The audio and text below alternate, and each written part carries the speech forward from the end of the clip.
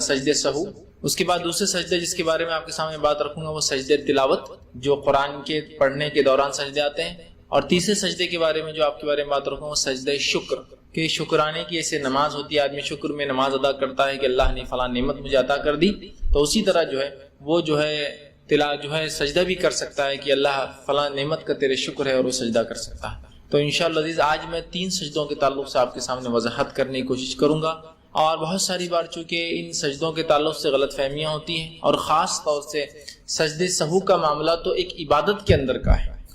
اب جب یہ سجدے سہو جو عبادت کے اندر حصہ ہے، اور اگر اس کے بارے میں انسان کو علم نہیں ہوتا ہے، پھر ہوتا یہ ہے کہ انسان اگر اس سجدے کا علم نہ رکھے جو کہ نماز کے تکمیل کے لیے ضروری ہوتا ہے، جب اس میں کوئی چیز ہم بھول جاتے ہیں تو پھر پریشانی شروع ہوتی ہے، معاملہ خلط ملط ہونا چالو ہو جاتا ہے، اور نماز تو ہو جاتی ہے لیکن انسان اپنی عبادت میں شک میں رہتا ہے۔ تو یہ بڑی اہم چیز ہے، یاد رکھیے۔ تو آج انشاءاللہ عزیز میں آپ کے سامنے ان تینوں سجدوں کے بارے میں کچھ مختصر سی باتیں جو کہ بہت کثرت سے لوگوں نے سوال کیے اس کا جواب بھی ہو جائے گا، اور اس کے تعلق سے بہت سارے لوگ سوال کرتے ہیں، اور ایک وضاحت انشاءاللہ عزیز اور ایک نئی معلومات ہمارے اس میں جو اضافہ ہو جائیں گے۔ بھائی سب سے پہلی چیز جس سجدے کے بارے میں آپ کے سامنے تفصیلات رکھتا ہوں وہ سجدے سہو۔ سجدے سہو کا کیا معنی ہے؟ تو یاد رکھیے سہو کا معنی ہوتا ہے بھولنا، مطلب جب انسان نماز پڑھ رہا ہو اس میں اگر وہ کوئی چیز بھول جائے تو اس کے اوپر جو اس کمی کو پورا کرنے کے لیے سجدہ کیا جاتا ہے اسے سجدے سہو کہا جاتا ہے۔ ویسے سہو کا معنی ہی بھول ہو جاتا ہے، بھول، غفلت ہوگی، آدمی بھول گیا کوئی چیز، ٹھیک۔ تو سجدے سہو، ویسے سہو کا معنی بھول ہوتا ہے، لیکن سجدے سہو وہ سجدہ ہوتا ہے یا وہ سجدے ہوتے ہیں، ایک سے زیادہ 2 ہوتے ہیں، جو انسان نماز میں کسی کمی یا زیادتی دونوں کے لیے کرتا ہے، اور کبھی نماز کے اندر اور نماز کے بعد، یعنی سلام سے پہلے اور سلام کے بعد دونوں ہی طرح سے یہ سجدے کیے جاتے ہیں، یہ ہوتا ہے سجدے سہو، یاد رکھیے۔ اب آئیے سجدے سہو یاد رکھیے اس کا حکم کیا ہے۔ تو سجدے سہو نماز میں کسی چیز کی بھول اور چوک کے معاملے میں یاد رکھیے یہ واجب ہے، یہ ضروری ہے۔ جب ایک انسان نماز میں کوئی بھول چوک کر بیٹھتا ہے جو اسے یاد نہیں آتی ہے، چاہے رکعتوں کی کمی ہو، میں قاعدہ بھول گیا پہلا والا، ایسا لگ رہا ہے کہ میں سجدہ بھول گیا ایک کرنا، ایسا لگ رہا ہے کہ ایک رکوع میں نہیں کر پایا، ایسا لگ رہا ہے کہ میں نے 2 کے بدلے 3 رکعت پڑھ دیا، ایسا لگ رہا ہے کہ میں نے 4 کے بدلے 3 ہی نماز پڑھی ہے، ایسا لگ رہا ہے کہ میں نے 5 کر دیا۔ تو مختلف بہرحال سجدے مختلف ہو سکتے ہیں، ظاہر سی بات ہے۔ سہو کس قسم کا ہوا انشاءاللہ اس کی تفصیلات بھی میں رکھوں گا کہ سہو کس قسم کا ہو تو سجدے کس قسم کے ہوں گے اس میں، لیکن بتانے کا مقصد یہ تھا کسی بھی قسم کی کمی اور زیادتی پر نماز کے اندر سجدے سہو کرنا واجب ہے، اور بہت سارے ائمہ اور مجتہدین کا اس پہ یہی قول ہے، اور اصحاب رسول صحابہ کا یہی معمول تھا، اور رسول اللہ صلی اللہ علیہ وسلم خود عمل سے یہ بات ظاہر ہے کہ آپ سجدے سہو لوگوں کو کرایا کرتے تھے جب آپ سے نماز میں کوئی بھول چوک ہو جاتی۔ نبی اکرم صلی اللہ علیہ وسلم بھی ایک انسان تھے، انسان ہونے کے ناطے بھول چوک آپ کی فطرت تھی، ظاہر سی بات جس طرح سے ہم انسان ہیں بھول چوک ہو جاتی ہے، رسول اکرم صلی اللہ علیہ وسلم بھی انسان تھے، اور انسان ہونے کے ناطے بھول چوک آپ سے بھی ہوئی، ٹھیک۔ اور اس بھول کا نتیجہ یہ ہوا کہ سجدے سہو کا طریقہ ہمیں بتایا گیا۔ آئیے اس کے تعلق سے کچھ روایتیں ہم دیکھتے ہیں۔ نبی اکرم صلی اللہ علیہ وسلم کے تعلق سے آتا ہے، اور حدیث کے الفاظ اس طرح سے ہیں، اور یہ حدیث صحیح مسلم کی روایت ہے، آپ صلی اللہ علیہ وسلم کے تعلق سے آتا ہے۔ ابو سعید خدری رضی اللہ عنہ فرماتے ہیں کہ رسول اکرم صلی اللہ علیہ وسلم فرمایا اور کہا، تم میں سے جب کسی کو نماز میں شک ہو جائے، ٹھیک، شک ہو جائے کہ اس نے کتنی رکعتیں ادا کی ہے، مطلب اس کو ڈاؤٹ ہے، شک ہے کہ کتنی رکعتیں اس نے ادا کی ہے، تو اگر رکعتیں ادا کی ہیں 3 یا 4، اب وہ کنفیوژن ہے، 4 رکعت کی نماز ہے، اس کو شک ہو رہا 3 یا 4، تو ایسی صورت میں شک کو نظر انداز کر دینا چاہیے، شک کو نکال دینا چاہیے، اس لیے کہ کوئی بھی عبادت شک میں کرنا شریعتاً درست نہیں ہے۔ تو آپ فرما رہے شک کو نکال دینا چاہیے، تو ہم بھی کوشش کریں کہ اس شک کو نکال دیں، اور پھر آپ فرماتے ہیں شک کو نکال دیں اور یقین پر نماز کی بنیاد رکھیں، یقین کر لے کہ 3 ہوا سمجھ لیجیے، یقین کر لے کہ 2 ہوئی سمجھ لیجیے، سمجھ رہے، یقین کر لے، یقین پر بنیاد رکھیں، پھر سلام پھیرنے سے پہلے سہو کے 2 سجدے کریں، پہلے یقین کر لے، مثال کے طور پر میں نماز میں ہوں، مجھے ڈاؤٹ ہو رہا ہے کہ میں نے 3 رکعت پڑھی ہے 4، تو یقین کر لے، اور ظاہر ہے یقین کم پر زیادہ ہوتا ہے، زیادہ کے بنے ہے نا، 3 پر یقین ہو سکتا ہے، چونکہ شک کیا ہے 3 یا 4، تو 3 پر یقین کر لے، پھر 1 رکعت پڑھ لیا، مطلب 4 کر لی اپنے آپ کے حساب سے، وہ کتنے ہوئے واللہ اعلم۔ اس کے بعد آپ سجدے سہو کر لے سلام سے پہلے، تو آپ فرماتے ہیں تو پھر نماز کی بنیاد رکھے، پھر سلام پھیرنے سے پہلے سہو کے 2 سجدے کرے، بس اگر تو نے 5 رکعتیں پڑھی ہوں گی ٹھیک ہے، مطلب آدمی نے اگر 3 پڑھی ہے تو یہ سہو کا سجدہ اس کو 4 کر دے گا، اگر 5 پڑھی ہوں گی تو یہ 2 سجدے اسے اچھی جو ہے چھٹی رکعت کے قائم مقام کر دیں گے اور جو ہے اسے 6 بنا دیں گے، اور پہلی 4 رکعت الگ اور یہ 2 رکعت نفل کا اسے ثواب ملے گا۔ تو دیکھیے حدیث نے بہت ساری چیزوں کی وضاحت کی۔ پہلا، نماز میں شک ہو، بھول چوک ہو جائے تو سجدے سہو کرے۔ شک ہے کہ 3 پڑھی یا 4 پڑھی تو سجدے سہو کر لے۔ اگر 4 پڑھ لی تھی اور 5ویں ہو گئی، 5 کا بھی لفظ آ رہا ہے، کیوں؟ اس کو شک تھا نا، 3 اور 4 پڑھا، کیا پڑھا اس نے؟ اور اس نے سمجھ لیجئے وہ تیسری رکعت جس کو سمجھا وہ چوتھی تھی اس کی، تو اس نے جو 1 رکعت اضافہ کر دی جس کو وہ 3 سمجھ کے 4 کر رہا تھا، تو اصل میں ہوگی 4 کے بعد ایک 5ویں رکعت۔ تو جو 5 پڑھ لی اس نے، مطلب 4 اس کی ہو گئی تھی، غلطی ہوئی، 5 پڑھ لی، تو سجدے سہو یہ 2 سجدے 1 رکعت کے برابر ہوتے ہیں، 1 رکعت کے۔ تو یہ 5ویں رکعت جو زیادہ پڑھ لی وہ 2 سجدے سہو مل کر یہ ہو گئی 6 رکعتیں، تو یہ 2 نفل کا ثواب مل گیا اور یہ 2 جو ہے 4 اس کی فرض ہو گئی۔ اب اگر اس نے 3 پڑھی ہوں گی، ٹھیک ہے، 3 پڑھی ہوں گی سمجھ لیجئے، اور وہ شک میں تھا کیا ہوا، اور اس نے 4 سمجھ کے سجدے سہو کر لیا، تو سجدے سہو 1 رکعت کے برابر ہوتا ہے، وہ کتنا ہو جائے گا؟ چوتھی رکعت کو مکمل کر دے۔ اب اسے شک ہوا کہ اس نے 3 پڑھی یا 4 پڑھی، اور اس نے واقع میں 4 پڑھی، جس کو 3 سمجھ رہا تھا 3 کو 4 سمجھ رہا تھا، سجدے سہو کرنے کی ارادہ کیا 1 رکعت پڑھ لی، جبکہ اس نے ایکچوئل میں 4 ہی پڑھی۔ تو اگر 4 پڑھنی تھی، غلطی سمجھا اس نے، سجدے سہو کر لیا اور حقیقت میں 4 ہی پڑھی، تو یہ سجدے سہو شیطان کو رسوا کرنے کے لیے کافی ہو جاتا ہے۔ تو 1 رکعت کے قائم مقام ہے، اگر رکعتیں برابر ہے تو سجدے سہو کی وجہ سے شیطان ذلیل ہوتا ہے، اس لیے کہ چونکہ شیطان ظاہر سی بات ہے اس نے آپ کو بھول ڈالی ہے، شیطانی تو بھول ڈالتا ہے نا نماز میں، عبادت میں، تو ظاہر سی بات ہے جب آپ سجدہ سہو کرتے ہیں اور اگر برابر رکعتیں تھی لیکن آپ کو شک ہوا، جیسا آپ کو لگ رہا ہے کہ میں نے 4 پڑھی یا 3 پڑھی، جبکہ آپ نے برابر 3 پڑھی اور آپ نے اس کو 3 سمجھ کے پھر چوتھی کیا، تو 4 ہی رکعت ہوئی، لیکن سجدے سہو کی وجہ سے شیطان ذلیل ہو گیا۔ آپ کو لگا 3 ہے یا 4 ہے، جبکہ آپ نے 4 برابر پڑھی تھی، آپ نے ایک اور کھڑے ہو گئے، آپ 4 مطلب 3 سمجھ کے کھڑے 5 ہی پڑھ لی، سجدے سہو مل کر کیا ہو گیا 2 رکعتیں بن گئی، 2 رکعت نفل کا ثواب۔ اسی طرح آپ کو 3 یا 4 پہ شک تھا اور واقعی میں آپ نے 3 ہی پڑھی تھی، ٹھیک، اور سجدے سہو آپ نے کر لیا، جبکہ آپ کو لگ رہا ہے کہ میں نے 4 کر لی، سجدے سہو کر لیا، تو سجدے سہو 1 رکعت کے برابر ہو گیا، تو یہ 4 رکعت پوری ہوگی۔ تو سجدے سہو 1 رکعت کے قائم مقام ہے، کم ہو جائے تو پورا کر دیں گی، زیادہ رکعتیں ہوں گی تو 2 کو الگ کر کے ثواب دے دیں گی، اور اگر برابر تھی تو شیطان کو ذلیل کر دیں گے، رسوا کر دیں گے کہ اس نے آپ کو بھلانا چاہا لیکن آپ نے پھر بھی سجدے سہو کر کے اپنے رب سے جو ہے اس کی تلافی کر لی، اس کمی کو پورا کر دیا۔ سمجھ میں آئی بات؟ آئیے آگے۔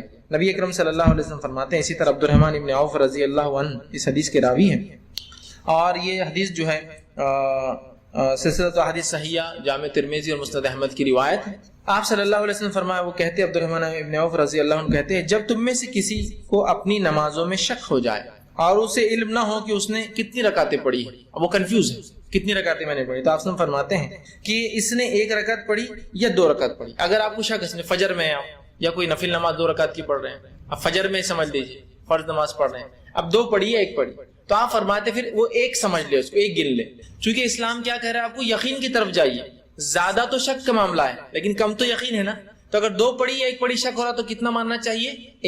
1 ماننا چاہیے، چونکہ 1 زیادہ قریب ہے یقین کے بنسبت 2 کے مقابلے میں۔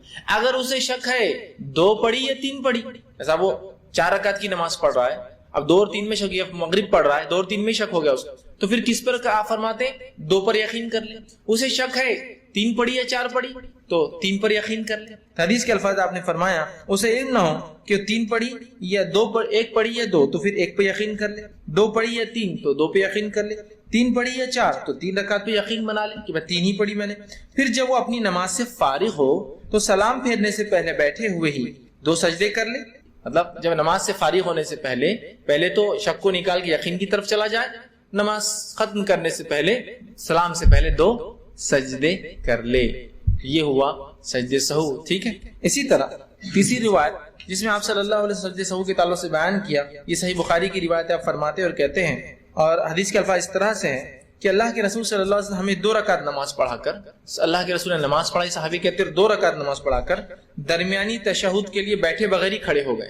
آپ صلی اللہ علیہ وسلم نے 2 رکعت نماز پڑھائی، اب تیسری رکعت کے لیے آپ کو قاعدہ کرنا ہے پھر اٹھنا ہے، تو آپ نے بغیر قاعدہ کرے کہ آپ سیدھے اٹھ گئے، اس کے بعد لوگ بھی آپ کے ساتھ اٹھ گئے، چونکہ امام کی اتباع لازم ہے، لوگ بھی آپ کے ساتھ اٹھ گئے، اور ابھی سجدے سہو کا طریقہ شاید صحابہ کو نہیں پتا تھا، اس لیے صحابہ خاموشی سے اٹھ گئے، اور رسول اللہ چونکہ شارح تھے، شریعت آپ پر اترتی تھی، تو صحابہ ڈرتے بھی تھے کہ ہو سکتا یہ سجدہ ختم ہوگا، یہ قاعدہ ختم ہوگا، یہ رکعتیں کم ہوگی، سوچتے تھے، تو صحابہ کھڑے ہو گئے، ٹھیک کھڑے ہو گئے۔ جب آپ صلی اللہ علیہ وسلم اپنی نماز پوری کرنے کے قریب ہوئے، مطلب قاعدے میں بیٹھے، جو کہ دوسرا قاعدہ ہونا چاہیے تھا لیکن آپ کا پہلا ہی قاعدہ تھا، قریب تھے، تو ہم آپ صلی اللہ علیہ وسلم کے سلام کا انتظار کرنے لگے کہ آپ صلی اللہ علیہ وسلم آپ سلام پھیریں گے، تو آپ صلی اللہ علیہ وسلم نے سلام پھیرنے سے پہلے تکبیر کہی، اور تکبیر کہہ کر آپ سجدے میں چلے گئے بیٹھے ہوئے، اور آپ نے 2 سجدے کیے، اور 2 سجدوں کے بعد السلام علیکم ورحمۃ اللہ، السلام علیکم، سلام پھیرا، ٹھیک ہے۔ تو اس سے ہی پتا چلا کہ نماز میں کوئی چیز کمی ہو گئی تھی نا، کیا کم ہو گیا تھا؟ قاعدہ کم ہو گیا تھا، قاعدہ کم ہو گیا تو رسول اللہ نے کیا کیا؟ اس کے لیے سجدے سہو کرا دیا۔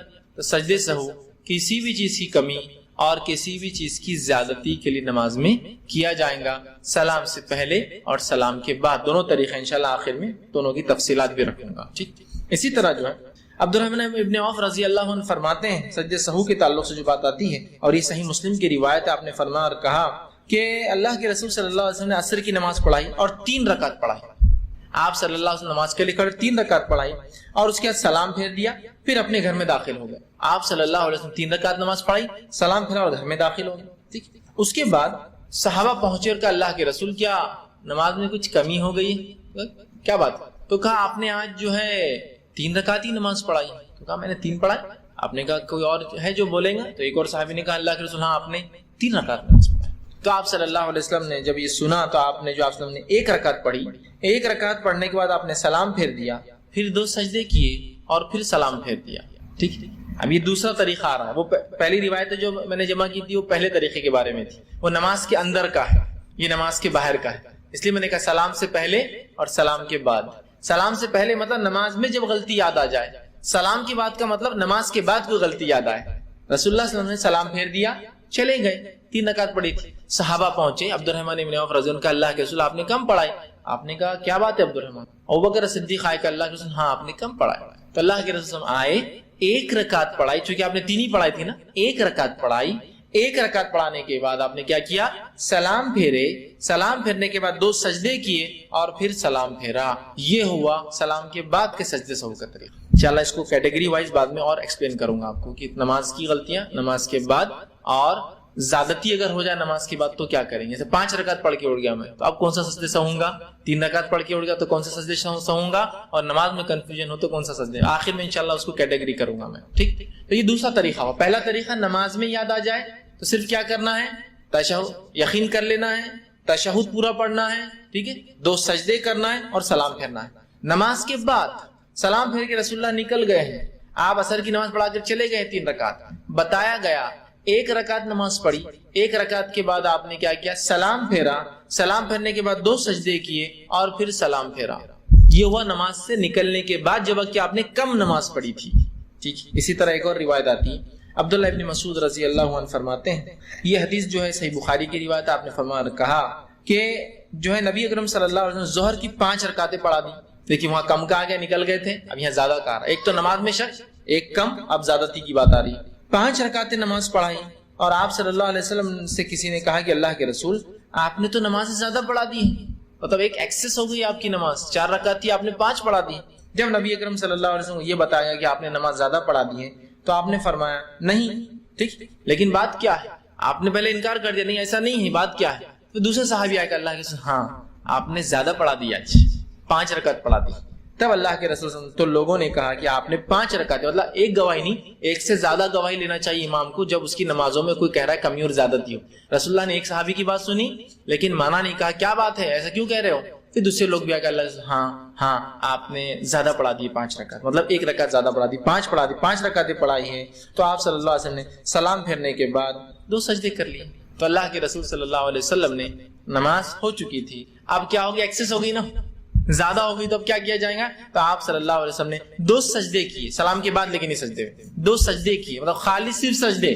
لوگ کھڑے ہوئے، آپ نے کہا اللہ اکبر، سجدے میں گئے، اللہ اکبر، سجدے سے اٹھے، اللہ اکبر، سجدے میں گئے، پھر سجدے سے اٹھے، السلام علیکم ورحمۃ اللہ، السلام علیکم۔ یہ نماز کے بعد کا سجدہ۔ نماز میں بھول میں سجدے سہو نماز کے اندر کرنا ہے، رکعتیں کم پڑھ کر جانے کے بعد اگر آپ آتے ہیں تو وہ رکعت مکمل کرنے کے بعد السلام علیکم ورحمۃ اللہ، السلام علیکم ورحمۃ اللہ، اللہ اکبر ایک سجدہ، اللہ اکبر دوسرا سجدہ، السلام علیکم ورحمۃ اللہ السلام. یہ طریقہ ہے. نماز سے آپ باہر نکل گئے، کسی نے بتایا آپ نے زیادہ پڑھ لی، 6 پڑھ لی، 5 پڑھ لی، تو آپ زیادہ ہوگی نا، آلریڈی تو نماز ایکسس ہو چکی ہے آپ کی. سجدے سہو 1 رکعت کے برابر ہے. رسول اللہ صلی اللہ علیہ وسلم نے کہا اللہ اکبر، 2 سجدے کیے، سجدوں کے بعد السلام علیکم ورحمۃ اللہ، السلام علیکم ورحمۃ اللہ. یہ ہوئے 3 طریقے سجدے سہو کے. نماز میں کنفیوژن، نماز کی کمی، نماز کی زیادتی. اب جو کچھ ہمارے پاس ہوتا ہے بولنے کی ضرورت نہیں، کچھ بھی ہوا چلو پھر سے نماز، اللہ اکبر. 5 رکعت پہلے ظہر ہو گئی، پھر 4 رکعت اور. ٹوٹل ظہر کی کتنی فرض پڑے آپ نے آج؟ 9 رکعت. پھر کو بولے رہے دوسری میں گڑبڑ ہوئی، چلو پھر سے کھڑے ہوں گے اپن، پھر تو ایک اور 4 رکعت، پھر کتنی ہو گئی؟ 13 رکعت. ماشاءاللہ آج کی تو بہت زبردست ظہر ہے. ایک صاحب ایک مرتبہ آئے، کہا آج کی فجر کی نماز میں تو بڑا مزہ آیا. میں نے کہا کیا بات ہے؟ تو بولے آج کی فجر میری 6 رکعت فرض ہوئی. میں نے کہا ماشاءاللہ 6 رکعت فرض فجر کی؟ تو کہا میں سمجھ گیا کیا ہوا ہوگا مسجد میں. بولے میں پہلے مسجد میں گیا، نماز کے لیے کھڑا ہوا، امام صاحب سے غلطی ہوئی، سجدے سہو بھول گئے. لوگوں نے کہا امام صاحب غلطی، سجدے سہو. امام صاحب سیدھا کھڑے ہوئے، بولے پھر اللہ اکبر، پھر کھڑے ہوئے، سورے الٹے پڑھ لیے. مطلب نمبر کے اعتبار سے بعد والے کو پہلا پڑھ لیا، پہلے والے کو بعد میں. حالانکہ اس سے کچھ نہیں ہوتا، لیکن پھر بھی بولے بعد میں ایک بڈھا کھڑا ہوا اور کہا کہ امام صاحب ترتیب پلٹ گئی. امام صاحب بولے پھر کیا، تم نے سہو بھی نہیں کیا، پھر 2 رکعت. امام صاحب بولے پھر سے، بولے چلیے. پھر کھڑے ہو گئے، بولے میں بھی کھڑا ہو گیا. بولے چلو ثواب پہ ثواب اپنے کو، آج ان کا اختلاف اپنا ثواب نہ، پھر کھڑے ہو جاؤ. چلو پھر میں کھڑا ہوا، بولے پھر 2 رکعت ہوئی. بولے حالانکہ اس کے بعد بھی اختلاف ہو رہا تھا. میں نے کہا بہت زیادہ ہو گئی، 6 ہو گئی آلریڈی، چلو. یہ حالت ہے ہمارے پاس. کتنا آسان طریقہ ہے سجدے سہو کا، لیکن یہ طریقہ بھی ہم نہیں جانتے. کتنی افسوس کی بات ہے نا. یہ ہماری نمازوں کو مکمل کراتے ہیں، نمازوں سے شک کو نکالتے ہیں، تعداد کو برابر کرتے رکعتوں کی. یہ ایک فرض عبادت کو مکمل کرتے ہیں، لیکن سجدے سہو کا طریقہ بہت کم لوگ جانتے ہیں. کتنی عجیب بات ہے نا. فرض چیز کو، جو چیز تکمیل کو لے جاتی ہے نا، پہنچاتی ہے کمپلیشن کو، اس چیز کا سیکھنا بھی اتنا ہی فرض ہے جتنا اس عبادت کا کرنا فرض ہوتا ہے. معلوم آپ کو، جو چیز فرائض کی تکمیل کو پہنچاتی ہے تو اس چیز کا سیکھنا بھی اور کرنا بھی اتنا ہی فرض ہے جتنا اس عبادت کا کرنا فرض ہے. تو اگر نماز پڑھنا فرض ہے تو نماز، جو چیز جس سے نماز کمپلیٹ ہوتی ہے، ان تمام چیزوں کا سیکھنا فرض ہے. جیسا کہ طہارت کا سیکھنا فرض ہے، وضو اور غسل کا سیکھنا فرض ہے، نماز کو مکمل کرنے والے اعمال سیکھنا فرض ہے. نماز میں بھول ہو جائے تو اس کا سیکھنا بھی اتنا ہی فرض ہے. تو ہم کو تو خالی نماز کی فرضیت معلوم، باقی تمام چیزیں ہم بھول چکے ہیں، سیکھنا پڑیں گی. تو یہ ہے سجدے سہو کے بہرحال طریقہ. اسی طرح جو ہے سجدے سہو کے تعلق سے جو باتیں روایت میں ملتی، حدیثوں میں آتی ہیں، اس میں سے ایک چیز صحیح بخاری کی روایت میں جو ملتی وہ یہ ہے کہ ابو ہریرہ رضی اللہ عنہ فرماتے ہیں کہ جو ہے بہرحال وہی روایت ہے جو آپ سمجھیں، جو نماز میں اگر زیادتی تو کیا کیا جائے. تو چلیے میں اپنی بات کو اب سمٹتا ہوں اور سجدے سہو کے 3 طریقے پھر ایک بار آپ کو ڈیٹیل میں رکھ دیتا ہوں، اور انشاءاللہ آگے ہم بڑھ جائیں گے. پہلا، نماز میں اگر آپ کو کوئی شک ہو رہا ہے، نماز میں آپ کوئی چیز بھول رہے ہیں، نماز میں 2 پڑھی، 3 پڑھی، 3 پڑھی، 4 پڑھی، 1 پڑھی، 2 پڑھی، شک ہو رہا ہے، شک کو نکال دیجئے. دل کو یقین کی طرف لے جانے کے لیے کم تعداد کو پکڑ لیجئے جو کم رکعتیں ہو رہی ہے.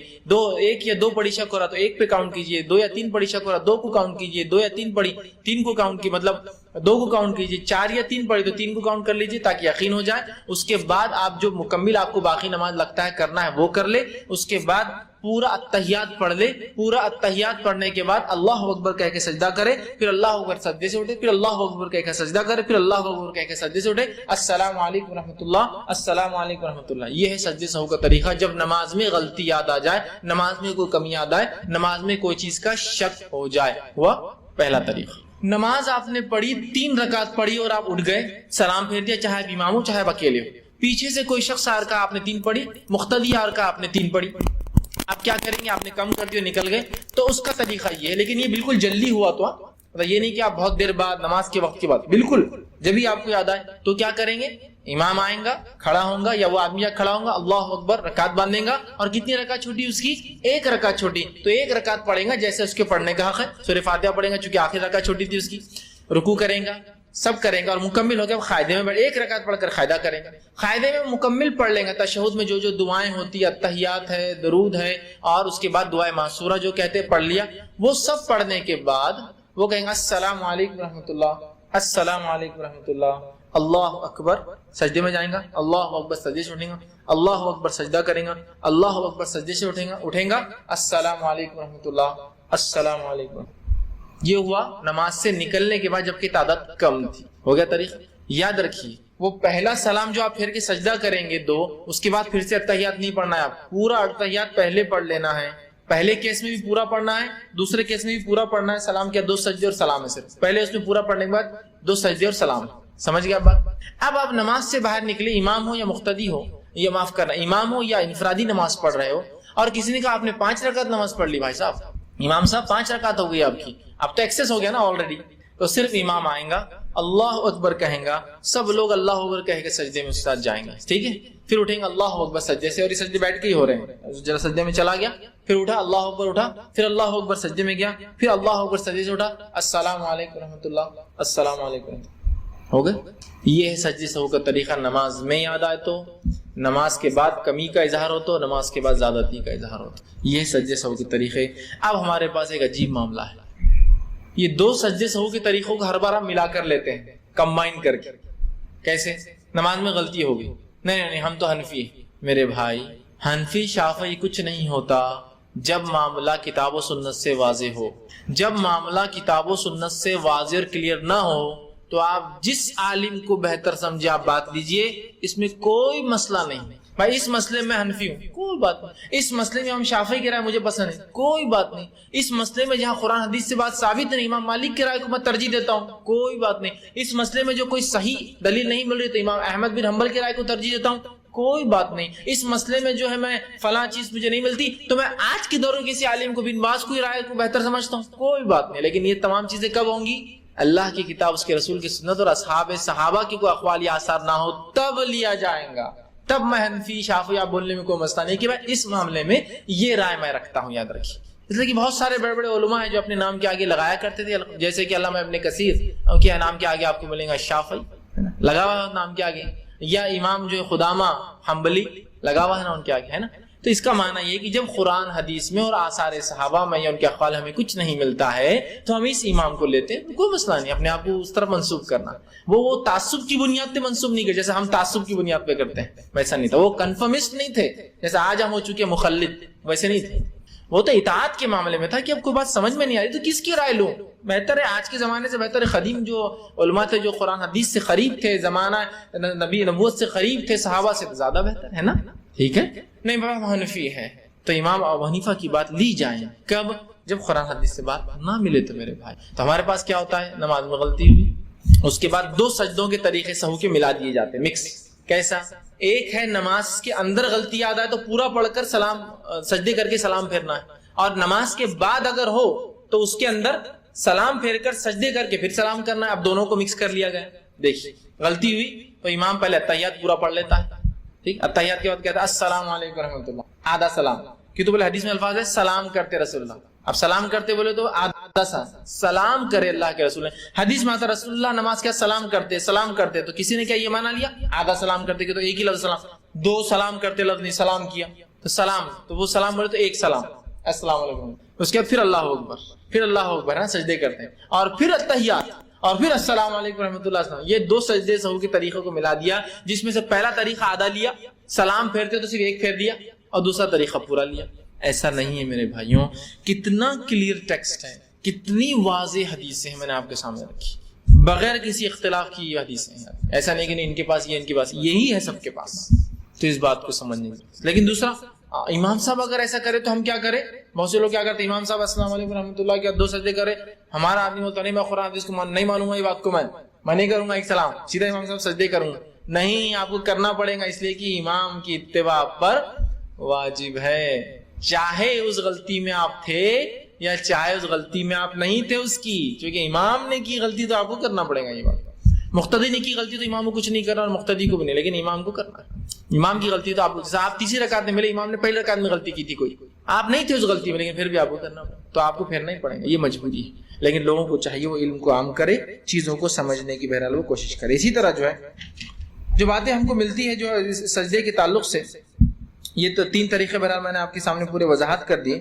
اب سجدے سہو کے لیے یاد رکھیے 2 سجدے آپ کو کرنا ہے، ایک سجدہ نہیں کرنا ہے. سجدے سہو کے لیے ہم کو 2 سجدے کرنا. جتنی تفصیلات آئی بہرحال ہم نے دیکھا وہ 2 سجدوں کے تعلق سے ہی آئے، اور یہی جو ہے سنت ہے اور یہی طریقہ ہے. سجدہ کرتے یا سجدے کرتے، حدیث میں الفاظ سجدہ ہے تو یہ نہ سمجھے کہ آپ ایک، بلکہ ہم کو 2 کرنا ہے. اب اگر آپ نماز سے باہر نکلے، 3 رکعت پڑھ کر نکلے اور بہت دیر ہو گئی اور بہت دیر بعد کسی نے یاد دلایا کہ آپ نے 3 رکعت پڑھی تھی، تو آپ علماء لکھتے ہیں چونکہ وہ بہت دیر ہو چکی ہے، نماز نکل چکا ہے، رسول اللہ صلی اللہ علیہ وسلم نماز پڑھی تھی 3 رکعت، آپ صرف اپنے گھر جا کر واپس آئے، بہت دیر ہو گئی، سمجھ لیجیے گھنٹہ 2 گھنٹے ہو گئے، اور کسی نے نماز کا وقت باقی ہے اور کسی نے یاد دلایا، تو یاد رکھیے اب آپ کو پوری نماز دہرانا پڑے گی چونکہ آپ بہت دیر کر چکے ہیں۔ اگر فوراً ہو جاتا ہے 5-10 منٹ میں کلیریفیکیشن تو ہو سکتی ہو سجدے، مطلب 1 رکعت پڑھ کر سلام، لیکن اگر بہت دیر ہو گئی تو آپ کو پوری 4 رکعت دہرانا پڑیں گی۔ پھر یاد اب ایک سوال لوگ کرتے ہیں، اگر سمجھ لیجیے سجدے سہو کی ضرورت تھی اور میں نے سلام پھیر دیا اور نماز کا وقت بھی ہو گیا، سمجھ لیجیے میں نے ظہر میں غلطی کی، سلام بھی ہو گیا، مجھے یاد نہیں آئی،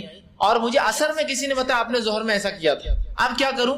تو جو نماز کا وقت گزر چکا اس کے لیے کوئی سجدہ سہو نہیں ہوگا، وہ چلا گیا، وہ ہو گیا، اسی ٹائم میں کرنا تھا آپ کو، جیسا کہ نماز کا جو فرضیت کا وقت ہے اسی میں اس کا سہو ہونا چاہیے، وہ چلا گیا، اس کے لیے آپ کو کچھ بھی کرنے کی ضرورت نہیں ہے۔ ایک اور سوال لوگ کرتے ہیں، اگر احتیاطاً، چونکہ نماز میں تو غلطی ہوتی ہے، ہمارے ہر آدمی کی ہوتی ہے نا، آپ کی ہوتی ہے، میری ہوتی ہے، ہر نماز میں سجدے سہو کر لیا جائے تو میں کہوں گا یہ شیطان کا وسوسہ ہے، آپ کو یہ شیطان کا وسوسہ ہوتا ہے، اس کا مطلب ہر نماز آپ شک میں پڑھ رہے ہیں، اسلام شک کی عبادت کو پسند نہیں۔ کچھ لوگ ہوتے ہیں احتیاطاً اور ہر نماز میں سجدے سہو کر لینا چاہیے، یہ احتیاط نہیں چلتی، ایسی احتیاط زکات میں کرتے کہ ایک زکات دے سکتے، 1000 زکات ہے، دینے کے بعد احتیاطاً اور 1000 دے دینا چاہیے، اس لیے کہ پتہ نہیں قبول ہوئی نہیں، ایک حج کر لیا نہیں احتیاطاً ایک اور حج کر لینا چاہیے، پتہ نہیں پہلا حج قبول ہوا نہیں ہوا، کرتے ہیں کہ بولیے ایک بار نکاح کا خطبہ ہو گیا نہیں احتیاطاً ایک اور پڑھ دو امام صاحب، اس لیے پتہ نہیں پہلا خطبہ ہوا نہیں ہوا، جسٹ کر لیجیے، کرتے ہیں کیا؟ کرتے ہیں نہیں، تو نماز میں کیوں؟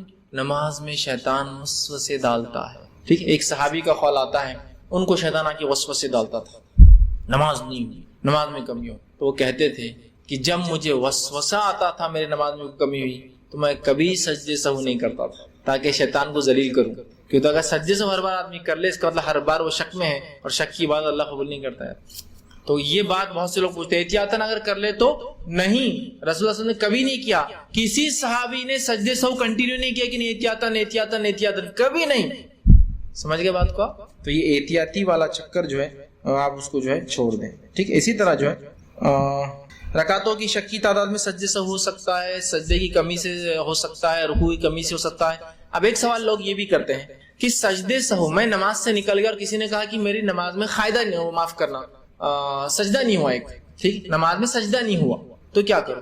نماز کے اندر اگر آپ کو شک ہے کہ سجدہ نہیں ہوا تو سجدے سہو کر لیجئے، لیکن نماز سے نکلنے کے بعد یا نماز میں سجدہ سہو کرنے کے بعد کسی نے آ کر یقینی طور سے بولا کہ آپ نے صرف ایک سجدہ کیا تھا، دوسرا سجدہ آپ سے نہیں ہوا، تو ایسے معاملے میں پھر آپ کو نماز دہرانا پڑیں گی اتنی رکعت، اس لیے کہ سجدہ نماز کا رکن ہے اور رکن چھوٹنے سے نماز نہیں ہوتی، رکن ہے، وہ پارٹ ہے اس کا، ٹھیک ہے۔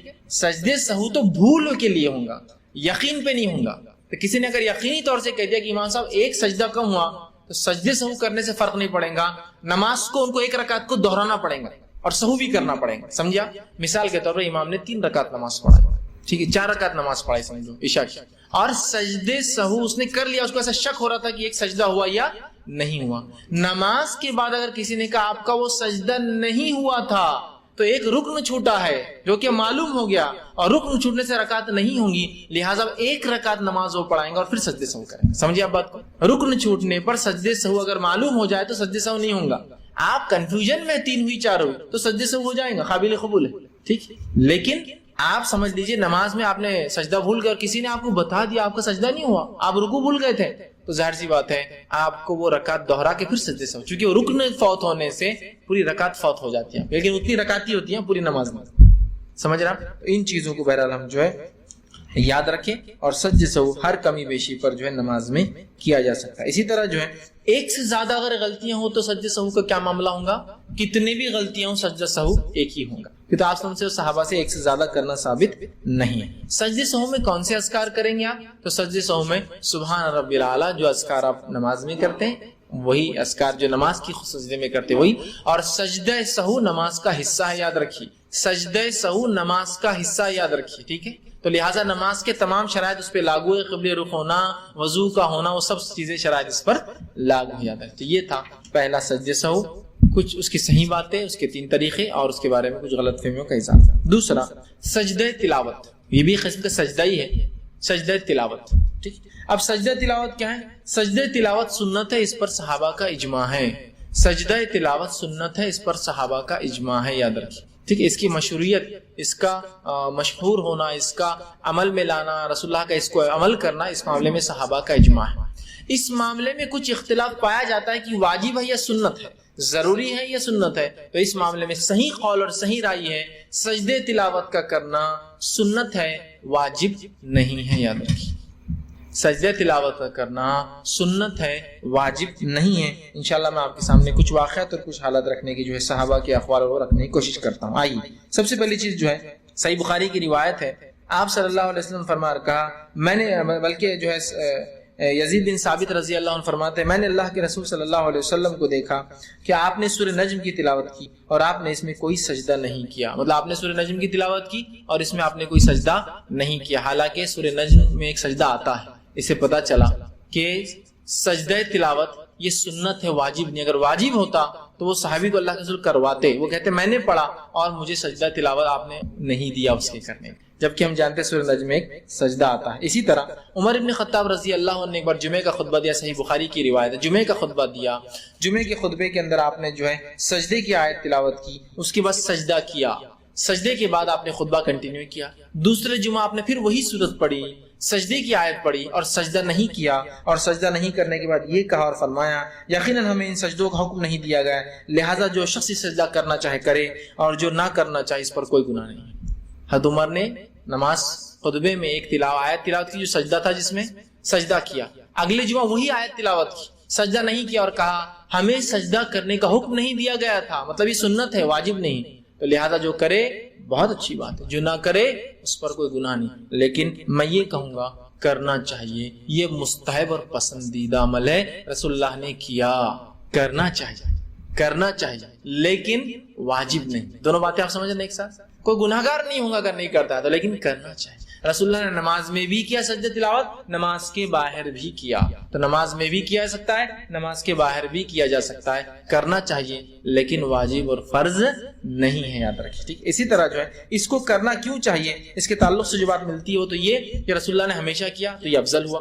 دوسری بات جو ملتی ہے ہم کو وہ یہ ہے جو سجدہ تلاوت کرنے کا جو فائدہ ہے، جس کی وجہ سے میں کہہ رہا ہوں کرنا چاہیے، وہ صحیح مسلم کی حدیث آپ نے فرما دی، کتنی اچھی بات ہے. جب ابن آدم کسی سجدے کی آیت پر تلاوت کرتے وقت سجدہ کرتا ہے اور پھر سجدہ کرتا ہے تو شیطان کہتا ہے مجھے سجدے کا حکم ہوا، میں نے نہیں کیا.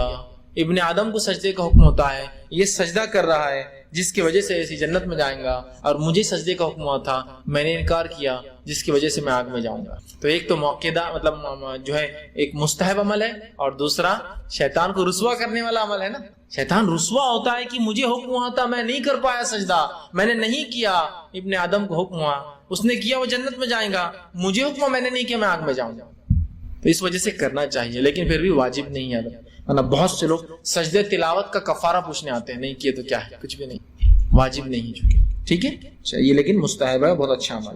اسی طرح جو ہے سجدے تلاوت جو ہے ان کی جو ہے تعداد کے تعلق سے یاد رکھیے، سجدے تلاوت ایک ہی ہوتا ہے سجدے تلاوت. ٹھیک، ایک سجدہ ہوتا ہے، تعداد ایسا دو نہیں، جیسا ہم لوگ نماز میں کرتے دو ہوتے ہیں، سجدے تلاوت ایک ہی ہوتا ہے. آپ ایک ہی بار کریں گے. ایسا آپ نماز میں ماشاءاللہ ہم تراویح پڑھتے تو اس میں ہوتا نا امام صاحب ایک ہی بار کراتے ہیں، وہ ایک ہوں گا یاد رکھیں. ٹھیک، نماز میں اگر ہوں گا تو اللہ اکبر کے ساتھ ہوں گا تاکہ پتہ چلے کہ سجدہ تلاوت، اور نماز کے باہر کریں گے تو آپ سیدھے چل جائیں گے سجدے کے اندر، کچھ بولنے کی ضرورت نہیں اس میں. ٹھیک ہے، ٹھیک.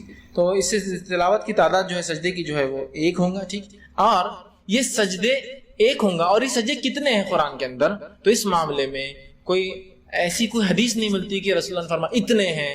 لیکن جو باتیں پتہ چلتی ہوئی ہے کہ سجدے تلاوت جس پر علماء کا اور ائمہ کا اتفاق ہے وہ ہے 15 سجدے تلاوت ہے. کسی نے کہا 14 ہے اور کسی نے کہا 11 ہے، لیکن صحیح بات یہ ہے کہ 15 سجدے تلاوت ہے. کتنے؟ 15 جگہوں پر 15 ایسے مقامات ہیں جہاں سجدے تلاوت ہے. حالانکہ حدیث کے اندر 2-3 بات آتی ہے، جیسا کہ دیکھیے کسی حدیث میں آتا ہے کہ آپ نے 15 کیے، 14 کیے، 11 کیے لگاتا ہے، لیکن جو صحیح بات ہے وہ یہ ہے کہ ثابت کوئی روایت نہیں. 15 ہیں. کون کون سے؟ مختصر انداز میں آپ کے سامنے رکھ دیتا ہوں. پہلا جو ہے میں ترتیب میں رکھ رہا ہوں قرآن کے آرڈر کے اعتبار سے، سورہ اعراف کی آخری آیت 206 نمبر، سورہ اعراف سورہ نمبر 7 آیت نمبر 206، پہلا سجدہ جو قرآن میں آتا ہے. دوسرا سجدہ جو قرآن میں آتا ہے وہ ہے سورہ رات سورہ نمبر 15، معاف کرنا سورہ نمبر 13 آیت نمبر 15. سورہ رعد سورہ نمبر 13 آیت نمبر 15 کا دوسرا سجدہ ہے. تیسرا سجدہ جو قرآن میں آتا ہے وہ سورہ نحل سورہ نمبر 16 آیت نمبر 50. سورہ نحل سورہ نمبر 16 آیت نمبر 50. چوتھا سجدہ جو قرآن کا آتا ہے وہ ہے سورہ الاسراء یا سورہ بنی اسرائیل سورہ نمبر 17 آیت نمبر 109. سورہ نمبر 17 سورہ بنی اسرائیل یا سورہ اسراء سے دو نام سوروں کے سورہ کے آیت نمبر 109. پانچواں سجدہ تلاوت ہے سورہ مریم سورہ نمبر 19 آیت نمبر 57. سورہ مریم سورہ نمبر 19 آیت نمبر 57. اسی طرح جو چھٹا تلاوت کا سجدہ ہے وہ سورہ حج سورہ نمبر 22 آیت نمبر 18. سورہ حج سورہ نمبر 22 آیت نمبر 18 یاد رکھیں. اسی طرح جو ہے ساتواں جو آتا ہے سورہ الفرقان سورہ نمبر 25 آیت نمبر 60. سورہ الفرقان سورہ نمبر 25 آیت نمبر 60 میں آتا ہے. آٹھواں سجدہ آتا ہے سورہ النمل سورہ نمبر 27 آیت نمبر 26. سورہ النمل سورہ نمبر 27 آیت نمبر 26. اسی طرح نواں سجدے جو ہے تلاوت آتا ہے وہ ہے سورہ نمبر 32 سورہ سجدہ آیت نمبر 15. سورہ 32 سورہ سجدہ آیت نمبر 15. اسی طرح 10واں جو آتا ہے وہ یہ ہے, اس کے اندر جو بہرحال ملتا ہے وہ یہ ہے 10واں نمبر جو ہے سورہ سعد جو ہے اس کے آیت نمبر جو ہے 24 جو ہے سورہ سعد اس کی آیت نمبر 24 کے اندر ملتا ہے.